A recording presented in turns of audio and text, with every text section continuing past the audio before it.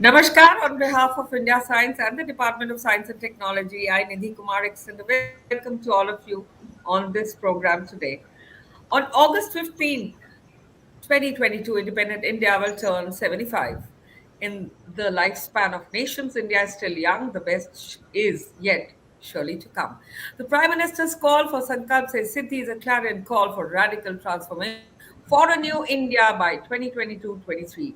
To talk more on today's topic, we are indeed very privileged to have with us two very eminent speakers, Professor Ashutosh Sharma, Secretary DST, and Anna Roy, Senior Advisor at Niti Aayog. The topic for today is DST Azadi Ka Amrit Mahotsav Discourse Series India at 75. The strategy for New India, friends, reflects our preparedness to make this transition. To speak more on this, we are joined by Ms. Anna Roy, Senior Advisor at Niti Aayog, and Secretary DST, Professor Ashutosh Sharma. I would first like to welcome Professor Ashutosh Sharma, Secretary, Department of Science and Technology. He has been the founder of the Center for Nanoscience and Center for Advanced Imaging and Chairman of Chemical Engineering and Center for Material Sciences, all at IIT Kanpur. He is a recipient of many scientific awards and honors, including the Infosys Prize in Engineering and Computer Science, the Shanti Swarup Bhattagar Prize, the Distinguished Alumni Awards of IIT Kanpur and Sunny Buffalo, and honoris causa from several universities in India and abroad. He has helped initiate several new programs related to infrastructure and human capacity building, innovation and startups in R&D and advanced manufacturing, waste processing, clean energy, cyber physical systems, industry academia cooperation, science communication, women scientists, and major international collaborations in the areas of priority for the nation. And now it is my pleasure to welcome Amit Sas today, Anna Roy, who is Niti Aayog's Senior Advisor Additional Secretary. She's from the Indian Economic Service and is currently heading the emerging technology vertical of the Niti Aayog. She also heads the Women Entrepreneurship Platform, which is a flagship initiative of the Niti Aayog. She has been instrumental in the preparation of several key policy documents, including National Strategy for AI and Blockchain. She has been called the AI Woman of India in a NASCOM publication featuring 20 women in AI released on International Women's Day. She has also led the development of National AI Strategy Approach paper on Eravat, the AI specific cloud computing infrastructure, and the responsible AI principles, amongst several other policy initiatives. We welcome you, ma'am. And now it is my privilege to request Professor Ashutosh Sharma to share his vision and milestones achieved so far of DST. So we request you to please share your thoughts. Thank you, Nidhi. I'm so delighted. All of us are so delighted to have Miss Anna Roy with us today. As you pointed out, that she's also been the architect of national strategy on artificial intelligence. This is something that we have leveraged in launching a mission on cyber physical systems from DST. Um, One of the things we are doing in this series is to celebrate 50 years of DST, and then to look forward to the Azadi Ka Amrit Mahotsav, which is the New India at 75 next August 22. There is something very, very quickly that I would say about DST and its 50-year journey. Of course, that 50 years has been a long time. Almost every capacity and capability in science and technology, and lately innovation, that we see in the country has some relation to the schemes and the programs and visions and policies of DST in the last 5 decades. I would very quickly recall just few initiatives in last year, mostly during the time of the pandemic, that we have been fully mobile actually to put science and technology in action. Among things that happened in last year and a half or last year, the four policies which are in offing.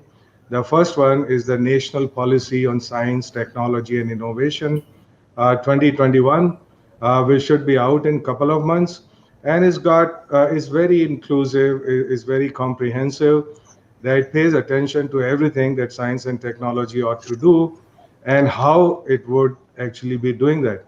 The second policy is about liberalizing and democratizing geospatial data and its acquisition.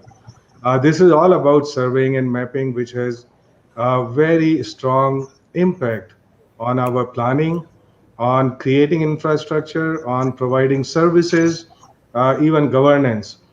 So that the guidelines for liberalized surveying and mapping are out, and that's creating a huge amount of impact, including the new scheme launched by Honorable Prime Minister called Swamitwa.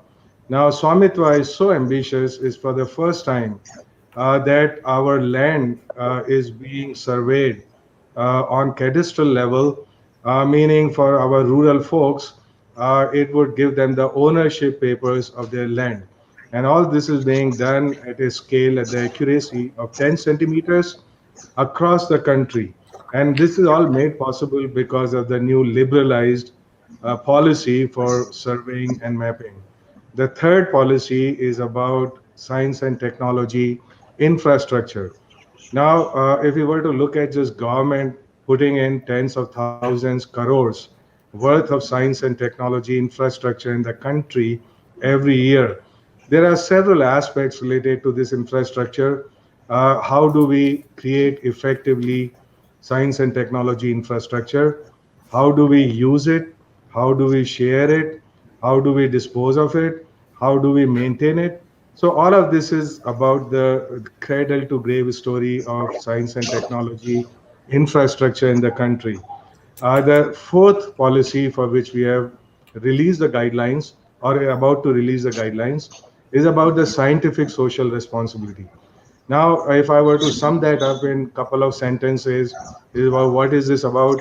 First of all, it's totally voluntary, and this is about the fact that our scientific institutions, scientists, centers, whatever you call them, they have scientific information and knowledge.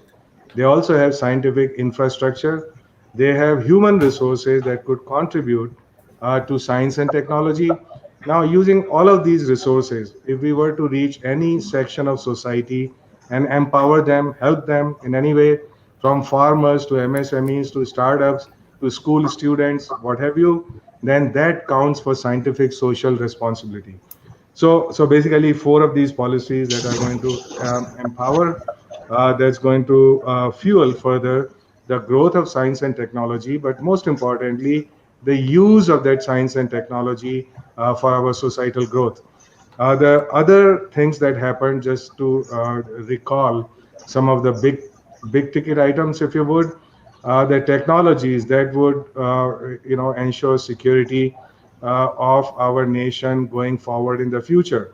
These are futuristic, exponential, disruptive technologies which are going to have very wide footprint in the days, years, decades, and centuries to come. The first one of them is the National Mission on Cyber Physical Systems. Cyber physical simply means that here we have cyber and digital on one side, and the physical, like machines and materials, on the other side, and the fusion of them, which creates what you may call artificial intelligence universe. These are IoTs, robotics, Industry 4.0, advanced communication, and more importantly, convergence of very many different streams of technology together. So this mission has been launched.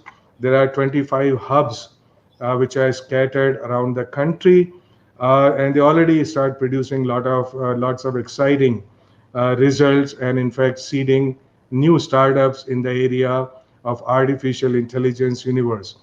The second futuristic mission, which is going to be launched very soon, is rupees 8,000 crores mission on quantum technologies and applications.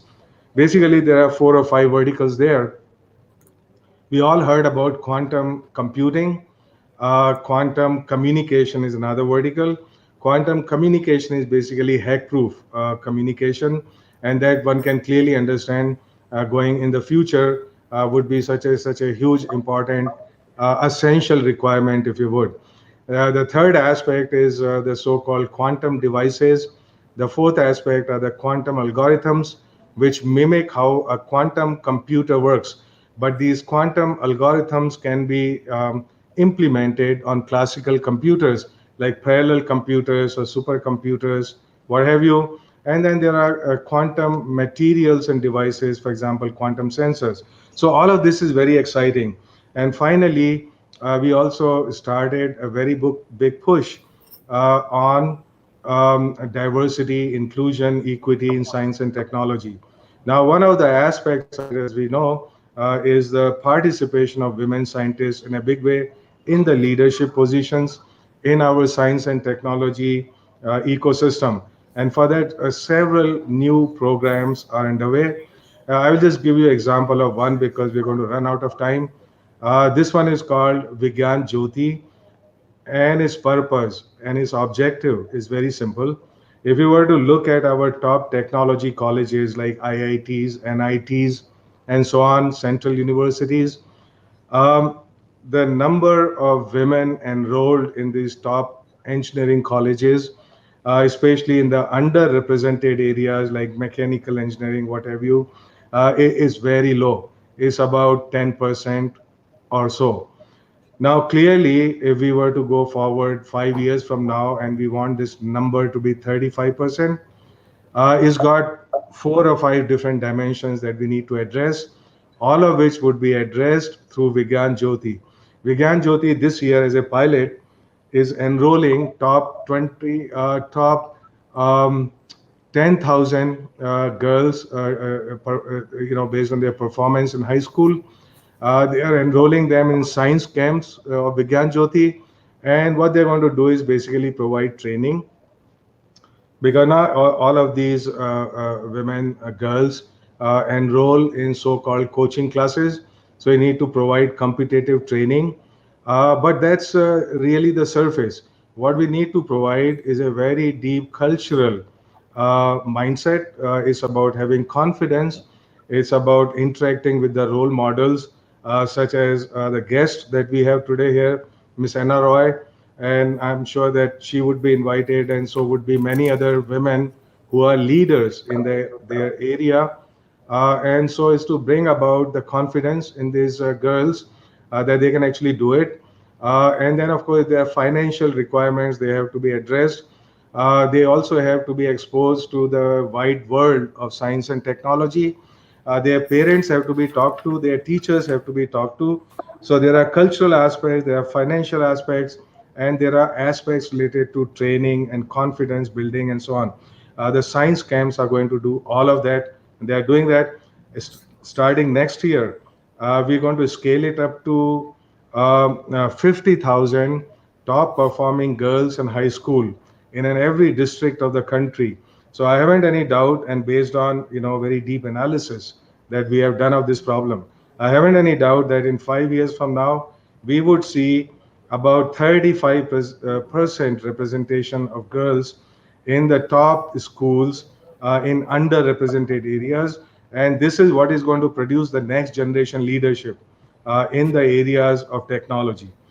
So many exciting things are happening. It's not about 50 years, it's a very long journey, but it's very hard to summarize all the stuff that happens in science and technology, even in 1 year, in 5 minutes.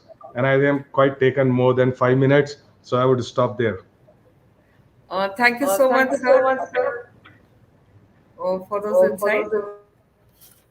I now request our keynote speaker for today, Ms. Anna Roy, to share her views on today's topic, India at 75, Azadi Ka Amrit Mahotsav. Thank you. Thank you, Nidhi, and I would like to thank Sir Professor Ashutosh Sharma for giving me this opportunity to be associated with this very innovative and unique initiative to celebrate the 75 years of New India. And it is a privilege for me to be participating and sharing my views. So thank you again. Basically, I am an Indian Economic Service Officer, trained as an economist, and primarily worked in Ministry of Finance, specializing in infrastructure financing with focus on public-private partnership.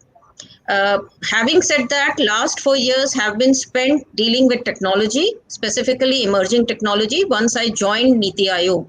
And it has been a very, very exciting journey since. Niti Aayog is one of the youngest organizations. Well, if you consider the new ministry form, then I think that is younger. But second youngest organization of Government of India, having formed in 2015.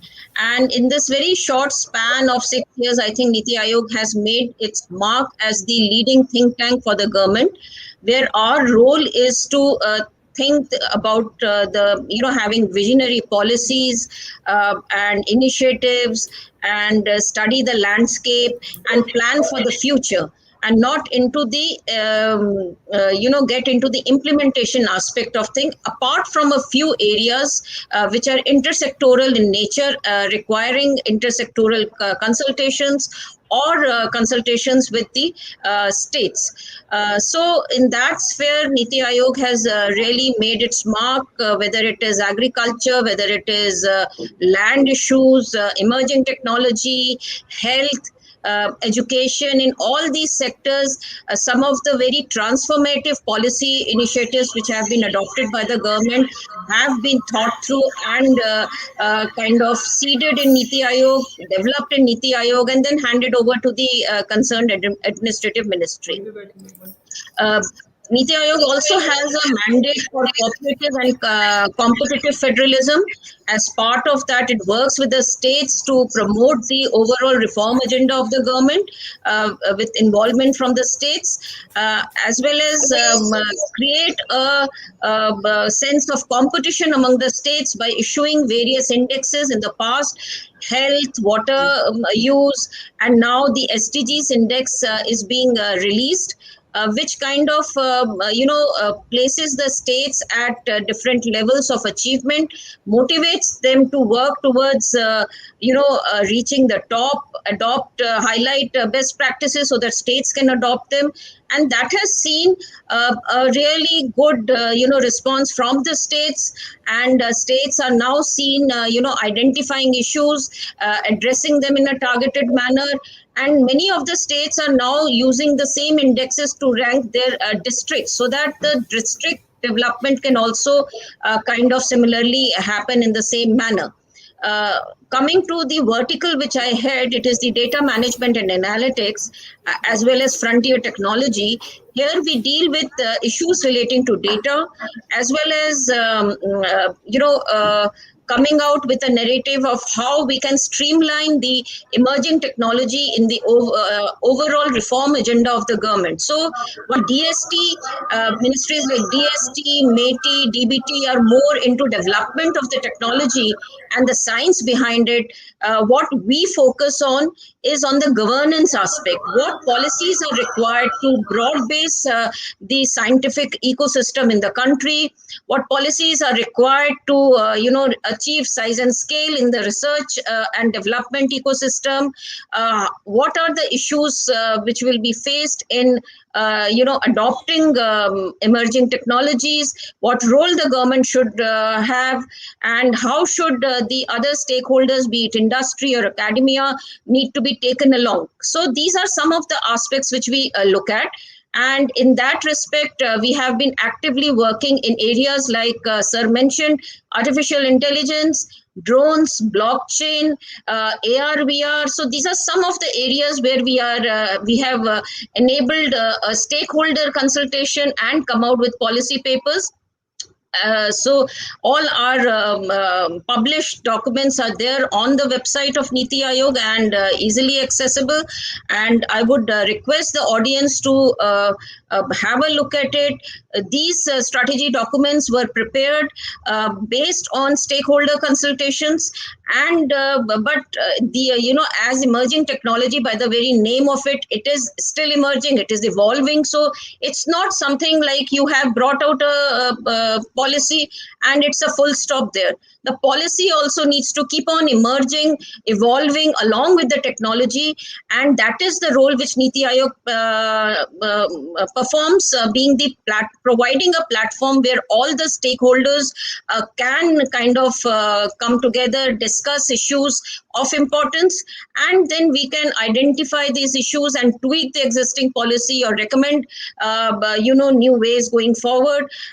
For the past 1 year post COVID, we have specifically looked at areas like drone regulation, AR VR, and industry 4.0 in manufacturing, given the need for technology intervention in many of the sectors, and the recent drone rules which have been notified by Ministry of Civil Aviation. In a big way, the role played by Niti Aayog, specifically our member Dr. Saraswat, they had a big role to play in the evolution of these rules.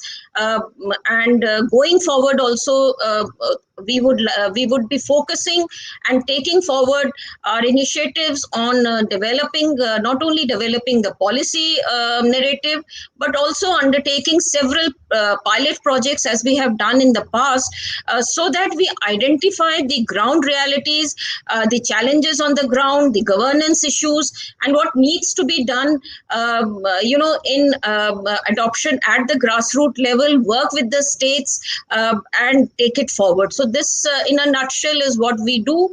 And going forward also, this is what we will be carrying forward, be it drones, be it responsible AI, be it developing the R&D system, or any of the other skilling, education, health, various other sectors we are involved in. So that is basically our role.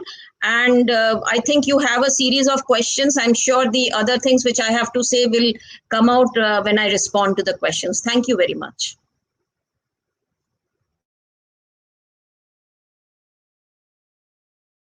You are muted, Nidhi ji. Say it again, you are muted.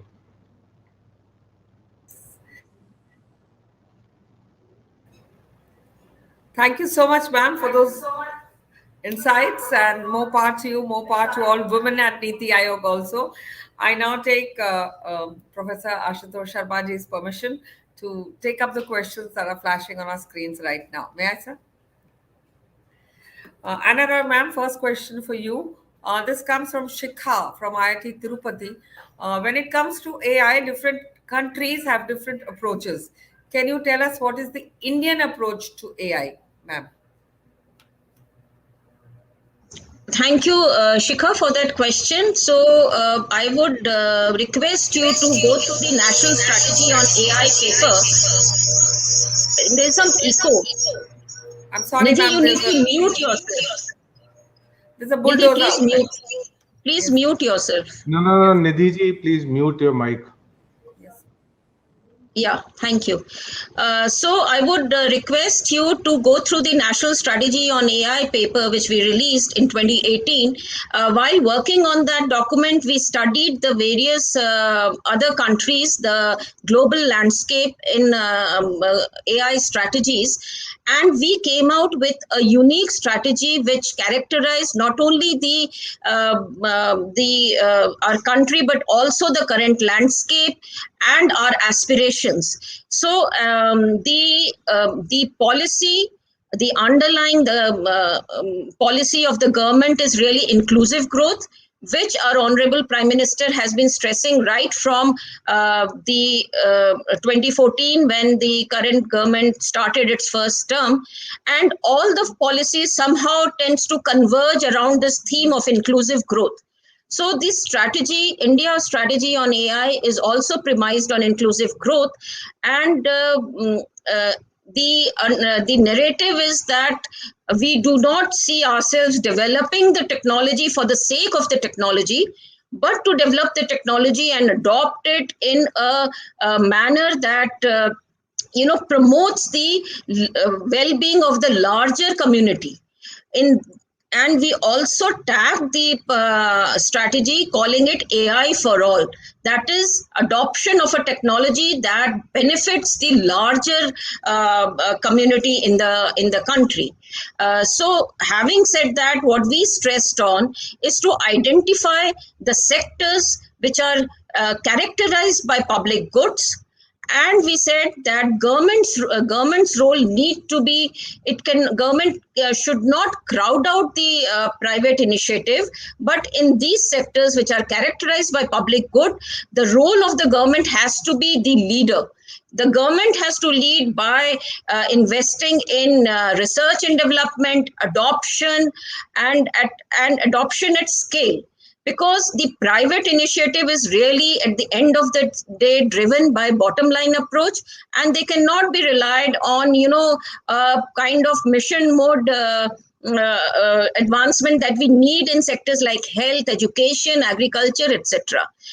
The second recommendation was private sector should be left in other sectors like financial sector, etc. Already private sector is in the lead, and they can be in the lead, supplemented by government. So in this way, since public resources are also limited, we propose that public resources should be targeted to the areas most in need of funding, and the overall approach should also be public sector led growth in these sectors, so that the age old problems that we face in these sectors, like access barrier, lack of resources, can be overcome by the use of artificial intelligence tools.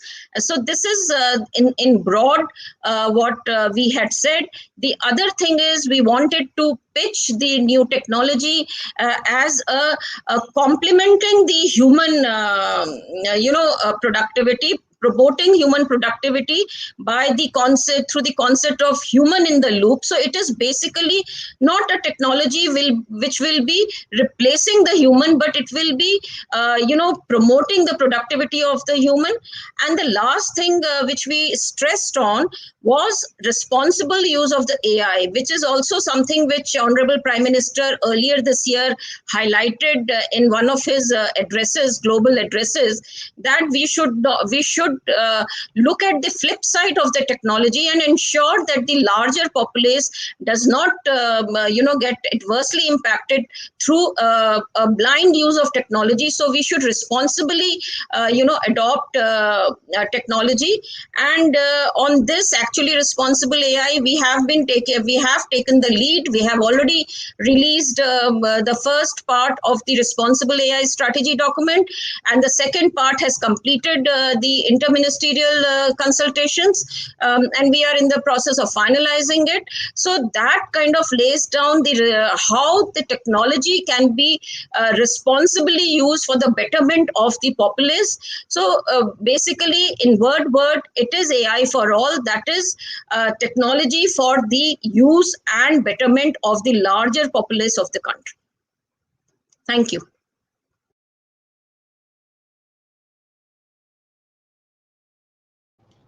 Unmute yourself, Nidhi ji. Thank you, ma'am. Sir, the next question is for you.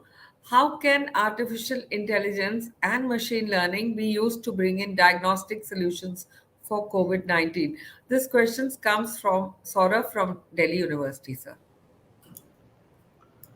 You see, Ms. Anna Roy made several very important points. So this is about AI for all. And then, then we were first looking at all these slew of technologies. I keep asking myself, it's about quantum technology, any technology for that matter. The first question you have to ask is, what is unique about India vis-a-vis this technology? If you were to look at the whole AI basket of technologies, including, for example, intelligent machines, Industry 4.0, and so on, these technologies arise in the countries which don't really have whole lot of people, and they don't have whole lot of young people. So basically, these technologies are there in order to do the work of people who are not there. If you have to consistently grow at a certain growth rate and you don't have people, and the consumption is not growing at the same rate as you would wish your economy to grow, then what would you actually do? So obviously, this is an answer to that dilemma. For India, it's 180-degree out of phase with that particular objective, if you would, of Industry 4.0 and so on. So this is very important for us to note that in our context, AI related technologies working with machines are basically not to replace people, but to create new opportunities which could not be satisfied with the non-AI technologies. So, other words, you have to. There are two ways for this to reach people, and in order to create new opportunities, to look at the needs which could not be satisfied with traditional technologies or non-AI technologies, or to be able to reach much larger number of people, people who are unreached by traditional technologies because they are not people to implement it, because they are slow, because they are not inexpensive, and so on. So this is how you would create actually new opportunities using AI, which did not exist before. So this particular angle on AI is indeed very unique to India and some of the other countries which may be similarly placed. We have demographic dividend, and so educated young people all ready to roll up their sleeves, rock and roll, so to say. And if they could leverage, if they could develop appropriate technologies of this kind, then we reach a lot many more people. And in fact, Nidhi ji, you brought in a very good example of all of this, which is to say how diagnosis, for example, using AI. Now we know that our number of radiologists, for example, are very limited per capita population. If you were to diagnose, right, you need clinicians, you need right kind of diagnosis, you need it to be there everywhere. So let me just say what is actually AI. The core of AI, which is the decision making process, it works on having lot of data, relevant data in the proper shape, and then to find pattern in that data. Now this data could, for example, be your lungs x-ray. So if I had, let's say, 5,000 X-rays of lungs, and then I show it to radiologist, then they would be able to figure out, well, okay, oh, maybe it is this condition which is reflected in the lungs and so on, and COVID-19 is one of them. But there are very many other conditions which are reflected in that X-ray. So if we could train, our machine, which is the AI algorithm, based on this, based on all the wisdom that we have of radiologists looking at this data and arriving at some diagnosis, some conclusions, then based on that, then you can automate the process. In fact, this has happened in one of the hubs that we established at Institute of Science in Bangalore. Among very many of these things which are going on, so there is this method.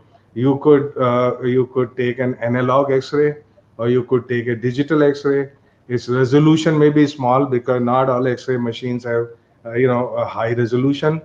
Okay, and then you take that X-ray and you just upload it on this site which has been created, and within milliseconds, this algorithm will tell you 15 different conditions which are associated with the condition of your lung, including COVID-19, and it is found to be about 99% accurate.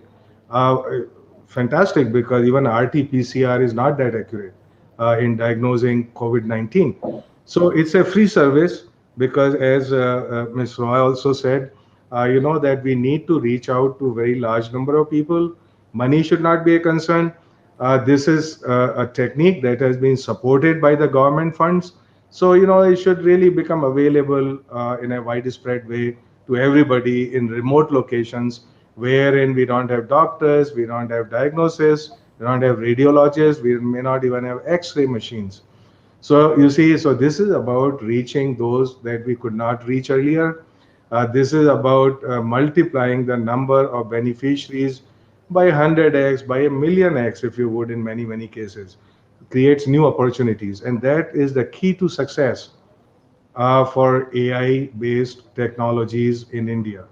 And indeed, I mean, as was already pointed out by Ms. Roy, that this is where we need to focus on. Absolutely. It's not simply about Industry 4.0. Of course, Industry 4.0 makes sense in many, many settings, like automating your railways coach factory. That has been done so that could actually increase their production twofolds. if you just put in these technologies of Industry 4.0, which do self-diagnosis of machines, fault detection, simulating the whole process, doing it all the time, communication between machines, anticipating problems, doing all of that, you can increase productivity a whole lot, no doubt about that. But I think our major focus together with productivity is, like said, it's not just Industry 4.0 but Society 5.0. And Society 5.0, the difference between industry and society, the industry keeps the machine at the center, the machine and the profit. The Society 5.0 keeps the people at the center and saying, look, what is the technology we need for these people, and to get these technologies to work for people. So we need this balance to keep in mind, that machines are for people and not really people for machines. Okay, and I'm sure that this is going to happen in India. And indeed, I recommend wholeheartedly to read this strategy paper on AI by the Niti Aayog. Bilkul, sir. And we have the AI Woman of the Year with us here. And as you rightly said, the virus is smarter than all of us, so we need smarter technology. On that note, Anna Roy, ma'am, the next question for you. This comes to us from Rajasthan, from Miss Malini, Institute of Management and Technology. And she's basically asking your career advice for women who are generally underrepresented in tech. How would you like to speak to her, sir? So, on my LinkedIn page, if you see, there is a photograph where I am featured in a group of one of the global companies, board of directors, their global board of directors with some Niti people. So they are all blue suits, and I'm the only one wearing a sari, the only woman present in that group. In fact, in most of the meetings that I attend around technology, that is the scene. But it is changing. If you see ISRO, if you see the women in ISRO and our science and technology, space, and also what Sir mentioned about the initiatives, the scene is fast changing. So it is about opportunities, and it is about overcoming the information asymmetry. You see, not having the information, I feel is the biggest bottleneck to empowering women. Women do not need any kind of empowerment. What they need is the right information at the right time. So if they have the information, the representation of women will increase. And in this context, you mentioned about women entrepreneurship platform. So the main goal of that platform is to overcome the information asymmetry, showcase the various initiatives of the government as well as other bodies who are involved in women related programs to the women community at one place, provide this information using technology like AI, ML in a manner that there is a smart matchmaking. So if I am looking for some career progression in the area of technology, I should be able to get that easily. So while the WEPs focus more on entrepreneurship, I would request Professor Sharma, sir, if your team can get in touch with us, WEP platform, it is fully developed. It is being developed further to its next phase. That can be leveraged as an additional thing for reaching out for education, for career, etc. Because our initiatives are more entrepreneurial oriented. So if we do that, I think that will be the key. Secondly, this is that I feel, and I often say the industry 4.0, as we call it, is a bouquet of technology, and which is basically cyber physical, where digital is really getting into a physical arena. learning this technology is much easier. You don't need to be, an engineer. Like, I'm an economist, and today I am, handling projects on blockchain, AI, all this stuff. Then when we adopt this technology, as a new pool of people are required for developing it, maintaining the infrastructure, many other things. So for that, I think what we need to do is educate people, and indicate and convey the information on the government initiatives, other initiatives to them, and also create awareness on the potential which is there today. That, I think, is missing. In US, you have 3 months bridge course. I met this girl who was a humanities background. She did a 3 months bridge course, and she got a appointment as a coding person in Google.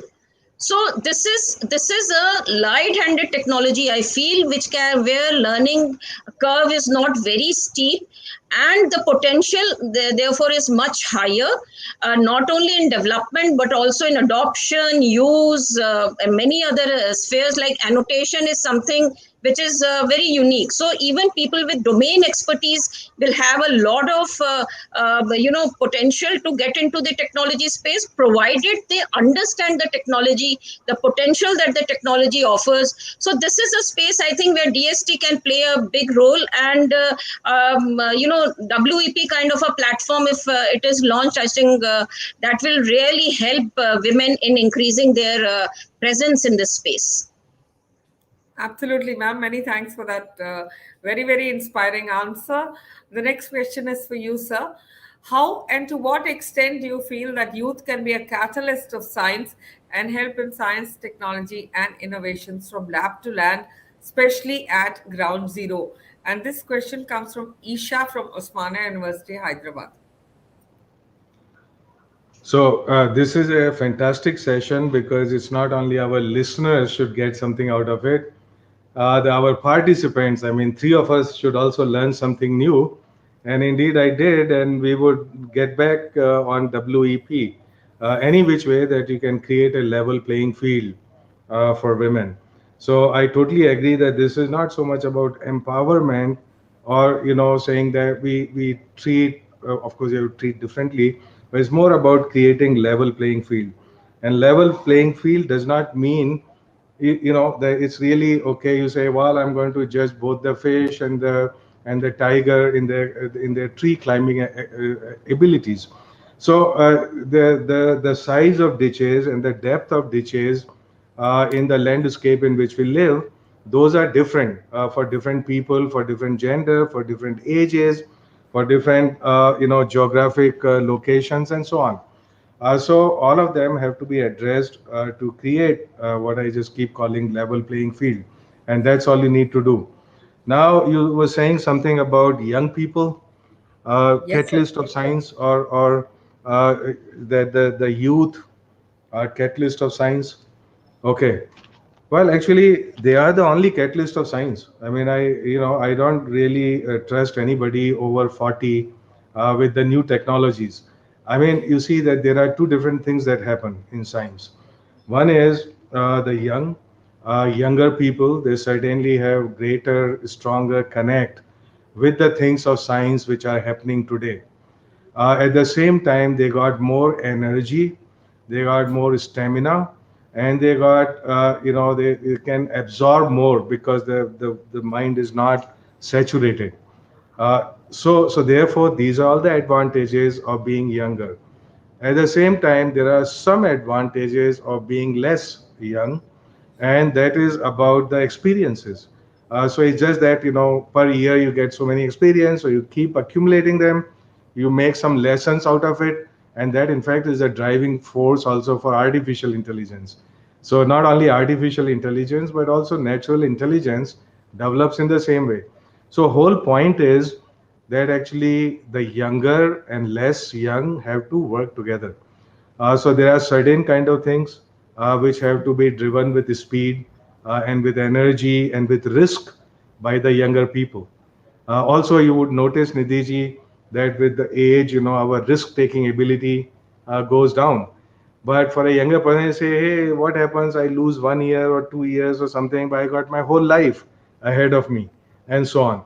Of course, younger people, they drive a whole lot of science, technology, and innovation.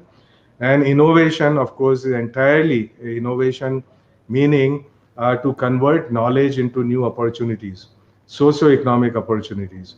And that is the whole movement of startups and so on is being driven so ably by the younger people. And we empower them, we create a level playing field for younger people. And how do we do that? Of course, this whole thing about startups and innovation and incubators and so on is being driven by Atal Innovation Mission. Uh, in fact, the program on innovation called also Nidhi in DST, that one is also a very successful program. The Nidhi program, they created about 70, 80 new technology incubators in last 5, 6 years, which then incubate more than 3,000 technology startups. An independent evaluation of this showed us that there is about 30,000 crore rupees of new wealth which has been created by these startups, and more than 60,000 direct jobs. And of course, as they graduate, many of them become ultra successful, become unicorns, what have you. So certainly this whole movement is being driven by the younger people. At the same time, we also need a change in our mindset. Look, I'll just give you a very quick example. I was rather young by some standards when I became fellow of Indian National Science Academy. Indian National, which is the premier, this Academy of Sciences in the country. Okay, I think the average age of the fellowship there is 65 plus or something. Don't quote me on this, even though I'm on, here we're talking to everybody, but it could be that, around that. So anyway, I was maybe in my 40s or something. Then I was part of this committee which is selecting new fellows. And so at that time, I was telling people that look, there are new stuff like there are impact factors of journals, there are citations, there are matrices based on which you can judge the impact of your research. Everybody was so surprised. They said, oh, they never heard of it. But I kept arguing about it. It's not to say that the matrices is everything. It's not the only thing. You have to, of course, take into account numbers, but you also need to have real insight into things that you are judging. But having said that, anyhow, so I kept arguing about the fact that we should take care of numbers, we should factor them in. Then, somebody in that committee told me politely, he said, we don't take anybody below 50 seriously. Okay, and that mindset actually has persisted for far too long. It makes maybe sense when you are looking at a hierarchical organization, maybe a ministry, maybe army, police, and so on. It makes zero sense when you are looking at innovation. Let me tell you that upfront. Okay, so a person who is really good, 30 years old, should be able to chair the meetings which are attended by 60 years old, 70 years old, 90 years old. It doesn't really matter. Okay, and so we need to bring in that mindset. In fact, in DST, we have said it very clearly, all the committees which evaluate anything or which make any kind of recommendations must have a balance of ages, which means starting from the 30s all the way to 70s, and they all have to be treated equally for their opinions. They have to be counted. And this is to bring the balance. This is not to say that, okay, that somebody like me pushing 60 in a month, okay, is irrelevant. They are not irrelevant. It's just that they have some strength, but that strength is in a different direction, and we need to balance the energy with experience, double E, so to say. And all of this is happening. This is all happening there are so many different schemes. There are so many different programs. There is so much understanding and appreciation of the fact that the world is young, and the future is going to be younger. And of course, India has, like we said, demographic dividend, but this is not something, this window is not going to be open forever. Another 35 years, and our society would start graying the similar way as many other societies. So it's a unique historical opportunity, I would say, for India to empower our young, to give them respect, to create resources for them, because these resources can be transformed into bigger resources all the time. And it's happening. But we have to do much more, and we have to do it faster, because, like I said, we must remember that nothing is forever. Okay, another 30 years, another 40 years, and we are going to be struggling with some of the same problems that happen in the graying of a society. Thank you so much, sir, for that answer. And now, for you, ma'am, another question. As the glass ceiling shatters a little more every day, we're not talking about breaking the glass ceiling anymore. We're talking of shattering it. Women are staking bigger claims on the entrepreneurial scene. So, how do you look at schemes, marketing assistance, funding, financial schemes, assistance, compliance, and support at WEP? This comes from Abhishek from St. Xavier's, Mumbai, ma'am. So I think I already touched upon it in my reply to the previous question. So WEP basically is focused on the entrepreneurship ecosystem, and we felt that five major verticals, as you named, is compliance and funding and skill building, etc. And what I keep telling wherever I meet people, aspiring entrepreneurs or existing entrepreneurs, I say there is no substitute for knowledge. You may hire CAs, you may hire, lawyers, but unless you yourself know the business you are getting into, you will not be successful. So you need not master all the accounting practices, or you need not master all the legal provisions.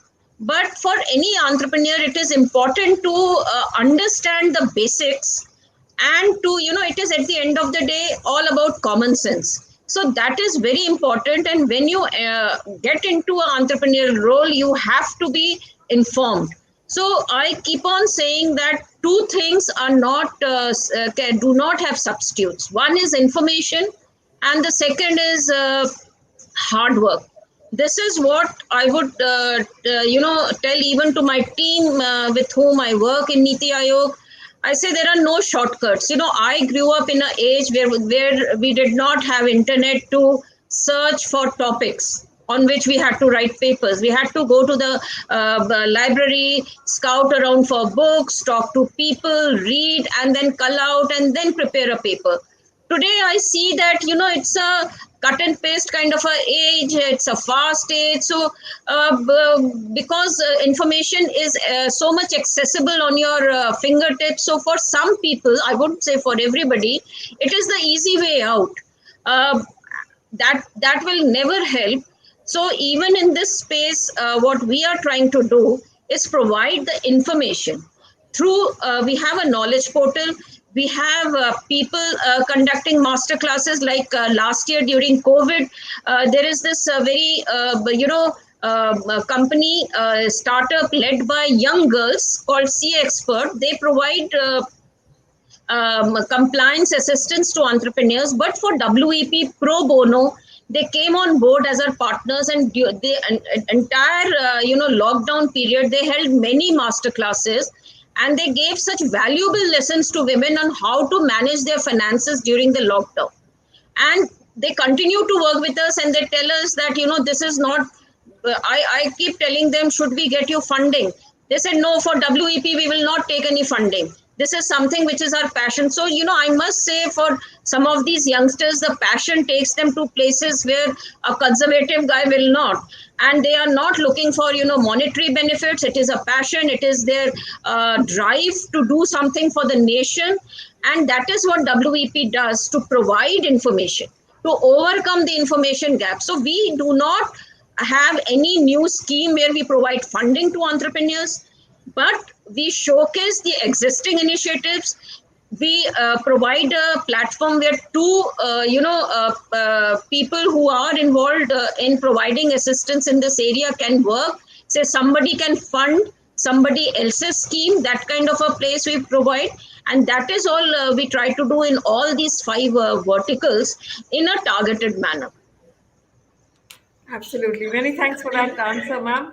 And it throws light on a lot of partnerships at WP. As you mentioned, you're also partnering with SIDBI and other organizations to make this see the light of day. Professor Ashutosh Sharma, the next question is for you. आत्मनिर्भर भारत की अगर बात की जाए, how can this contribute in a scientific way to a more self-reliant India, sir? Your vision for Atmanirbhar Bharat. So please unmute, sir. I'm just saying, Nidhi can you please explain me this question a little bit better? Can I interview you? So what is this Atmanirbhar thing about that? Can you explain me a little Sir, better? this question has come from Deeksha, sir, Oh, from okay. So you don't need to Adesh explain me? Institute of Okay. Medical Sciences, Right, Punjab, right, right. कि एक आत्मनिर्भर भारत की जो बात की जा रही है, जो कल्पना माननीय प्रधानमंत्री की है, उससे साइंस के माध्यम से हम किस तरह उस कल्पना को Yes. पूरा कर So सकते हैं there are many भारत में? pillars to Atmanirbharta. Obviously, we all understand that. The first, you can say, one of the central pillars is certainly science and technology, and in fact, knowledge in general. So when we say knowledge economy, it means, of course, it means science and technology, but it also means other kind of knowledge that contributes to the growth of economy. So knowledge society and knowledge economy, knowledge is the pillar, and science and technology is a strong part of that pillar. But that's not all. So we need to have, of course, in order to match that science and technology, which also there are two systems of science and technology operating simultaneously at any given time. One is the creation of knowledge, other is the consumption of knowledge. So and these are really quite independent of each other. Inka, if you do Sashakti of one of these knowledge systems, it then necessarily imply automatically Sashakti or Atmanirbharta in the other ecosystem of knowledge. So creating knowledge and consuming knowledge, these are the two keys to Atmanirbharta. Now, of course, in addition to science and technology and so on, products and technologies which are relevant, which are consumed, one also, of course, needs the matching policies, need rules, regulations, vision, strategy, all of that. And all of that working together is what ensures Atmanirbharta. It's not simply science and technology. Look, we today have a lot of technologies. I mean, if you were to ask me, do we have technology that, there is no carbon emissions from powerhouses that use coal? Sure. I mean, technology is there. But the whole point is that this technology may not be attractive to the market. Why is it not attractive to the market? It could be because, of course, that the cost of that technology is prohibitive, perhaps. Perhaps it is the rules, regulations, policies that may not be strongly there. So all I'm saying is it's not only about science and technology. If you were to look at, for example, this overarching challenge of climate change, we all know that sooner or later that we are going to run into this problem. We are running into some micro aspects of it now, but 50 years from now, it may be rather big and rather late to deal with it. But anyhow, so we know that this issue about climate change is not all about technology. In fact, given maybe 3 decades of work, focused work, frenzied work, we could solve all the problems of technology. But as we know, like I pointed out, that we have many technological solutions now, but it's not necessary that we have addressed all the problems squarely and efficiently and effectively. And climate change, I'm afraid, is one of those beasts that would not be tamed only by technology. So anyway, Atmanirbharta, let me very quickly wind down by saying that they also got deep cultural dimensions.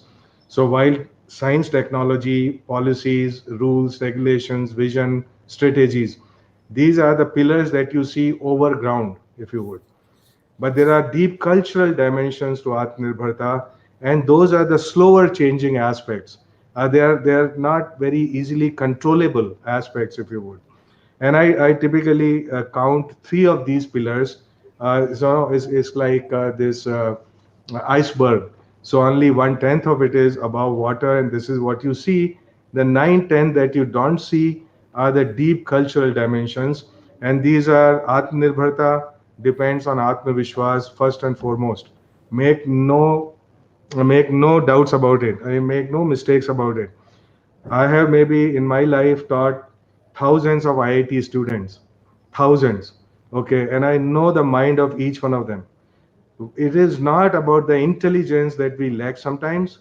What we lack is this very deep self confidence, if you would. That look, not only that this needs to be done, we are sure about it, that this will be done, and that certainly I can do it.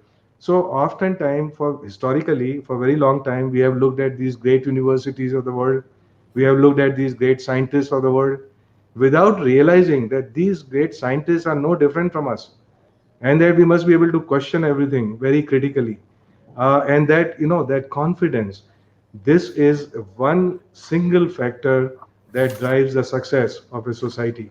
It's not technology. In fact, if you had the confidence, we'll bring technology wherever it is available, okay, and you will put it to use. There's no doubt about it. Similarly, atma samman, which is the self respect, which is also respecting other people. Atma is not localized in this body. Atma Samman actually means that this is respecting you and your surroundings. And the Atma Chintan, which is different from Atma Chinta, Atma Chintan is dispassionate analysis, maybe using artificial intelligence, I don't know. But it's a dispassionate professional analysis of who we are, where we need to be, and how we need to get there. And this is without, is bringing in cooperation rather than competition. In fact, there is one thing that characterizes our government is intense amount of inter-ministerial competition, which may be healthy, but sometimes it is not. And so, therefore, I'm talking about the cultural aspects of Atmanirbharta. Cultural aspects of Atmanirbharta are so important, and they are so ignored en masse, but we need to address them. There is absolutely no doubt about it. And this is where actually Niti Aayog comes in. The whole concept of Niti Aayog is to bring in coordination, is to bring in cooperation, it is to bring in the bigger vision that can be adopted by everybody, right? And so you see that this is basically addressing that particular aspect of culture, if you would. So that's Thank you about so much. Atmanirbharta. Yes. Yes, sir. Thank you so much, sir. And as you spoke, I think we need to do a little Atma Chintan now that passengers are on an orbital trip and liquid hydrogen is being released in space and all of that. It's a $3 billion US billion dollars industry now, space tourism. What are we doing there as well? We need to think about that. Meanwhile, Anna ma'am, the next question is for you. What is your take on AI ethics and what are some of the important movements happening on this front? Also, your vision of AI in the future. Uh, please tell us a little more. This comes from Gen C from DM College of Science, Manipur. So the strategy document identify the issues relating to ethics. You see, when we talk AI today, how AI works, it is a black box in the sense, while you may be doing a lot of data crunching and the algorithm develops, the algorithm helps you predict something. Sir gave the example of the images, the chest X-rays, and then using that to predict whether somebody has a particular disease or not. This is a very simple way of saying, but basically how it does it, that is not explained. So it's not explainable. So explainability of AI is still being researched. It is still a black box. And when it is a black box, when you don't know what is leading to what, the allocation of responsibilities cannot be attributed. Secondly, it is in a sense modeling exercise. It has been around for several decades. What has brought it to the forefront is the advances in the compute infrastructure and the huge amount of digital data that we have today because of rapid digitalization globally. So so the problems associated with this is a bias, because the data which you are using, if that is biased, the results which you will get will also be biased. For an example, one of the leading MNCs used AI tools to hire new people in its company, but the tool was prepared on past data where there was a gender bias, as in women were less. So the same bias got built in recommendation. The tool which was recommending future, and people to be taken. So that bias got perpetuated. Now, this is not something which is insurmountable. There are privacy issues, there are various issues. What we have argued in this strategy document is we should not throw the baby out with the bathwater. The technology has these issues, and the technology can also help us overcome these issues. So if we are talking about privacy concerns, several new methods have been evolved and which are under discussion, under research, on how we can overcome the concern of privacy, whether it is anonymization, whether it is distributed storing of data. Several other things are being researched. Also on bias, research is ongoing, how we can correct a bias in a model. So these are some of the issues, and going forward, we need to be, the first important thing is to be cognizant about these problems, ethical issues. And when I talk about responsible AI, it is basically on what are the issues which allow us to responsibly use this technology. And then first awareness, and then having principles, and then how to operationalize those principles, because it is an emerging technology. We don't want to be too heavy handed through regulation, because then what happens, you are really snuffing out the technology. So I think the entire thing has to be seen in a holistic manner, and NITI is working on it. And in its recommendation, NITI is stressing that government should play a lead role in A, creating awareness, B, creating capacity building, C, having an institutional framework which kind of deals with it. Now, privacy and other things are already enshrined in our fundamental rights. So we don't need new legislation most of the time. But because of the new facets of the technology, some regulatory intervention may be required, like the PDP bill, which is still pending before the parliament. That is one such regulation which will be, safeguarding the data use and safeguarding the data owners. But then Niti Aayog has come out with this paper along with iSpirit. It was developed by iSpirit, and Niti Aayog collaborated with iSpirit on the consent-based data sharing. So as a owner of my data, I will give the consent where to share that data. That will enable, leveraging that data, which can be used for my benefit.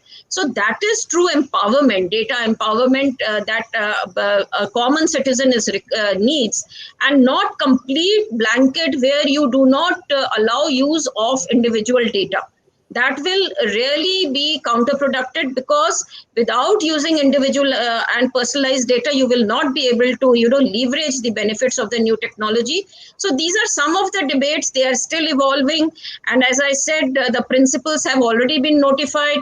The operationalization has also been circulated, and we have received comments from everybody, and that will be also shared soon.